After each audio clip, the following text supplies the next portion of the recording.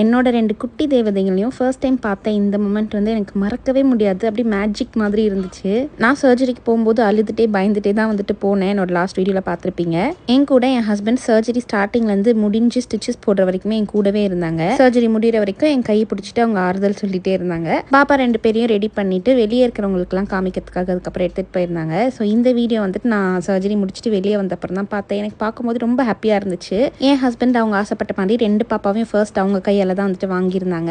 So அதுக்கப்புறம் பார்த்தீங்கன்னா கொஞ்ச நேரத்துலேயே என்னையும் வந்துட்டு ரூமுக்கு ஷிஃப்ட் பண்ணுறதுக்காக கூட்டிகிட்டு வந்துட்டாங்க. என்னை பார்க்கறதுக்காக எனக்கு ரொம்ப க்ளோஸ் டு மை ஹார்ட் இருக்க பீப்புளெலாம் வந்திருந்தாங்க. ஸ்ரீ அக்கா, நவீன் அண்ணா, ஆமிலா, அப்புறம் நந்தினி அண்ட் அவங்களோட ஹஸ்பண்ட் எல்லாருமே வந்திருந்தாங்க. எனக்கு ரொம்ப ஹாப்பியாக இருந்துச்சு அவங்க எல்லாருமே பார்க்கறதுக்கு. சர்ஜரி முடிச்ச கையோடு இவங்க எல்லாரையும் பார்த்தது வந்து செம்ம ஹாப்பியாக இருந்துச்சு. ஸோ அதுக்கப்புறம் டைம் போக போக பார்த்தீங்கன்னா அனஸ்தீசியா போட்டிருந்தாங்களா, அந்த எஃபெக்ட் குறைய குறைய எனக்கு வந்துட்டு பெயின் ரொம்ப ஜாஸ்தியாக தெரிய ஆரம்பிச்சுது. சர்ஜரி முடிஞ்சு ஆல்மோஸ்ட் ஒரு 3 to 4 hours கழிச்சு தான் என்னை வந்து தண்ணியே வந்து குடிக்க சொல்லியிருந்தாங்க.